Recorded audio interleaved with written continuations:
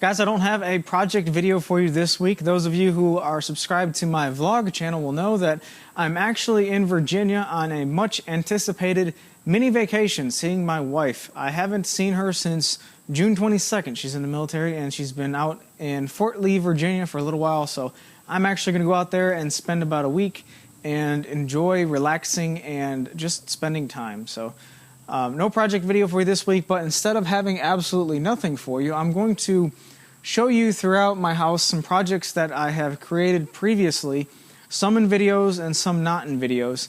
And I don't have just about everything I've done. I've given most of my stuff away, but I do want to give you some updates on some projects that some people have said will ultimately fail and fall apart.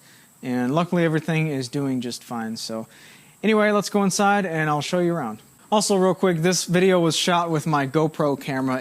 Lighting sucks inside the house, and the GoPro does a whole lot better in low light situations than this camera does. So sorry if you don't like the whole camera situation. I made this trash can a really long time ago before I started making YouTube videos, so I don't have any plans for it, but it's pretty much a bigger version of the trash can that I made several months ago here on YouTube, except that I added a drawer down here at the bottom for the actual trash bags and some Lysol.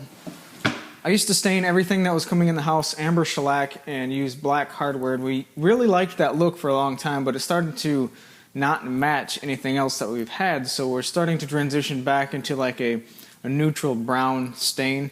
So this is probably going to be redone in the future, just basically the same thing, but in a darker color. Now the construction of this is a solid 1x12, and then this is some glued up panels. And there's no mechanical fasteners except for the lid. I used pocket hole screws to assemble the lid, the same way I did my other trash can on YouTube. And this was my very first panel that I glued together and had to flatten with a hand plane, which is probably the reason why I bought my thickness planer. I'm not a big fan of using a hand plane to flatten panels. I used to put horseshoes on just about everything that was coming in my house as well. Horseshoes are easy to find. You can pick them up just about anywhere, spray paint them black, and you have instantly made whatever project you're working on a horse-related project. My wife is in love with horses, so a lot of the stuff here in the house is Western/horsey kind of stuff. This is my 2-player Chinese checkers game box. The pawns are golf tees, and of course the lid slides open and you can put the pawns inside the box. But I like this as just like a decorative item. We never play it. We've played it a couple times since I've made it, and that's pretty much it. I thought we would play it a lot, but I guess we haven't. And it's just a simple box with a sliding lid, and the splines are poplar. I'm not exactly sure what the body of this thing is.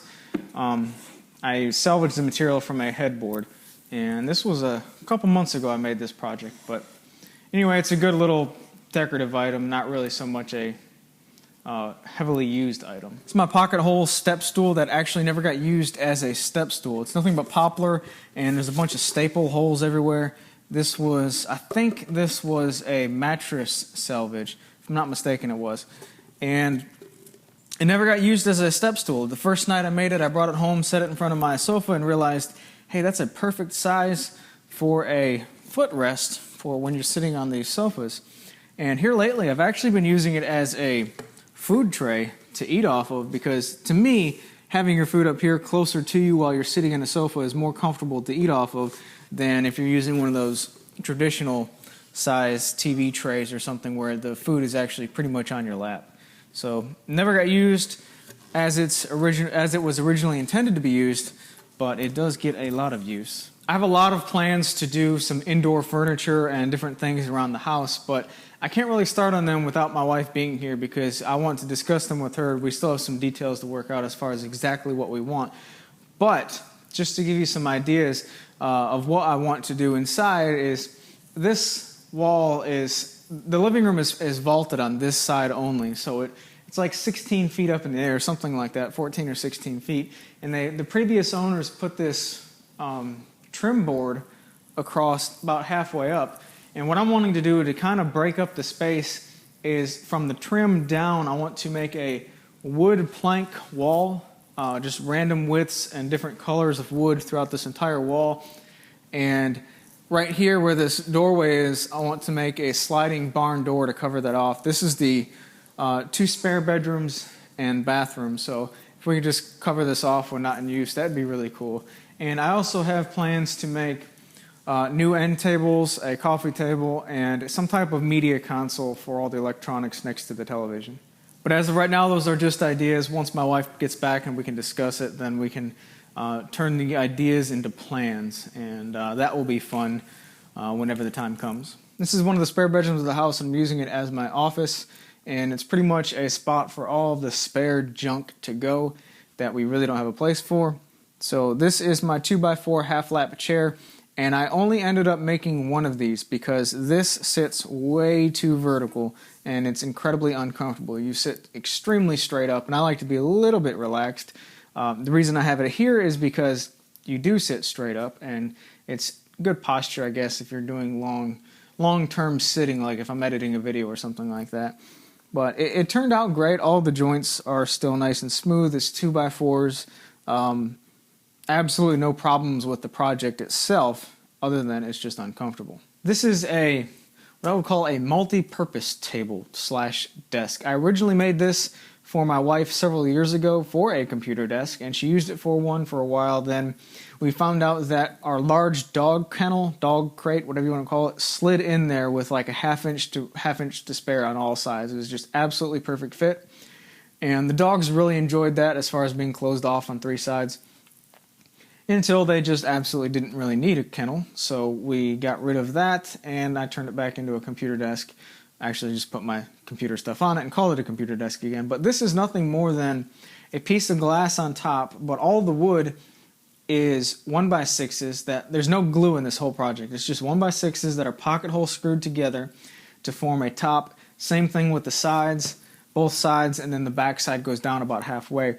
Now, like I said, absolutely no glue in this project, and it's been abused for the past several years, really, and it's held up just fine. So a little testament of pocket hole strength, I guess. The wood is actually just regular 1x6 pine, and I used red mahogany Minwax stain, but I laid it on there extremely thick and kind of brushed it into streaks to make the stain have the appearance of wood grain, and then I let it sit out in the sun to completely dry. It was pretty much puddled on top of it. There was so much stain, but I maneuvered the stain to where the stain looked like wood grain and then let that dry, and I think it turned out really well for cheap lumber.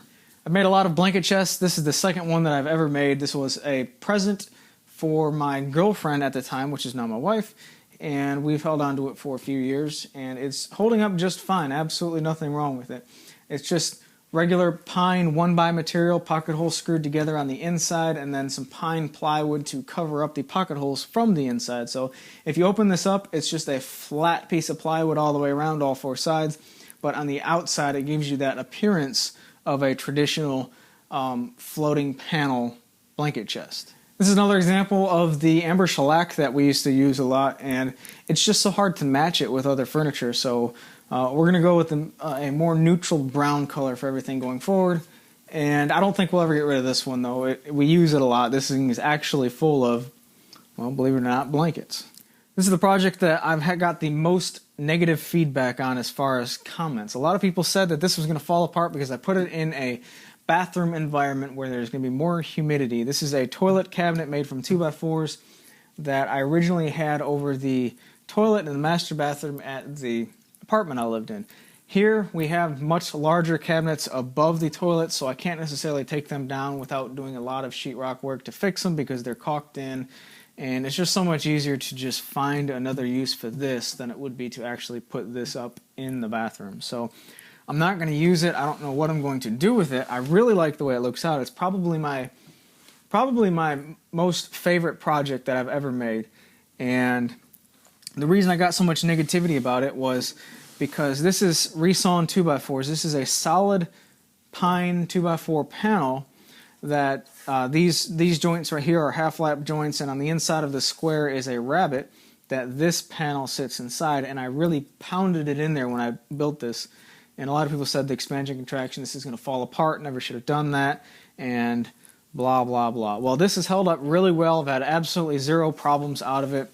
It's still extremely solid. despite being in a high humidity environment such as a bathroom, and it just really sucks that I don't have any use for it anymore. But I'm very happy about this project, so no problems. Some of you may recall my huge 6-foot dry erase board. Made it for less than 20 bucks. It's a 6-foot by 4-foot piece of whiteboard material that you can pick up at any home center, Lowe's or Home Depot, and it's great for dry erase markers. And then I used one single 2x4 to trim it out, and I've got a little groove down here for my dry erase markers. But I use this thing a lot. Once my wife gets back, all of these smaller stuff like knickknacks, books, and everything else throughout the house, all that's going to be put back up. As of right now, everything here looks kind of bland. I don't have anything on here, obviously. This is my pocket hole bookshelf with adjustable shelves, and it's a relatively straightforward project, very easy to do, and it's held up really well. However, this is one of the only projects that I did not use kiln dried lumber on, and I'll show you a close-up, but right here I've got a crack going down the side. I don't think it'll affect anything, but it is there. And I did not use any mechanical fasteners to attach the side pieces of the face frame to the sides of the cabinet. I just glued them on, and I've got a couple splits where the seam has pulled off, but it'll be all right. I don't think that this is going anywhere. The construction of it is just fine. I just used a really crappy board on this side. And the top and bottom parts of the face frame are actually pocket hole screwed to this bottom shelf, and there's an inside shelf up here as well. So mechanically that's got a good bond, and I don't see this face frame popping off any more than what it already has. This is also a really bad example of how to stain pine. This is that same stain that I used on that toilet cabinet that turned out really well, except on this particular board, actually on both sides, they've got some really nasty blotching here and there, and I really didn't care with this project. It's just a small bookshelf that it had to serve a purpose. That's really the only reason why I made it. This is my very first woodworking project I've ever made. It's just a plywood box with rabbeted joints and a sliding tray in here, and the tray has a floating bottom panel. I was really proud of that at the time. And look at these just absolutely beautifully crafted mortises for these hinges. And of course I made a little picture frame to hold a picture of me and my wife, my girlfriend at the time, and a very classy chain. And the finish is all bubbled up around the bottom side here, and some massive plywood chip out. But this is the very first project I've ever made, and my wife likes it, little sentimental value, so I'm going to keep that around for a little while. I just remembered about this cutting board. I have a cabinets to cutting board trash to treasure video I made a while ago, and this is the cutting board from that video. It's about 1 1/4 to 1 1/2 inches thick. It's pretty thick, so there's a lot of material left if I want to shave off the top and get back down to a good surface. And it's poplar. A lot of people said you shouldn't make a cutting board out of poplar. Well, you shouldn't throw away good wood either. So I made something useful out of trash, and it's gotten a lot of use since then. So the house is pretty empty right now. I've got a lot of future projects planned to go throughout the house, and that should be a lot of fun to make. Hopefully it's at least as much fun to watch, if not more. Like I said, I'm not actually here the day that this video is published. I'm actually on the East Coast visiting my wife, so no project this week, but hopefully next week I should have a 2x4 half lap project if everything goes according to plan, and time willing, of course. But anyway, thanks for watching, folks, and you have a great day.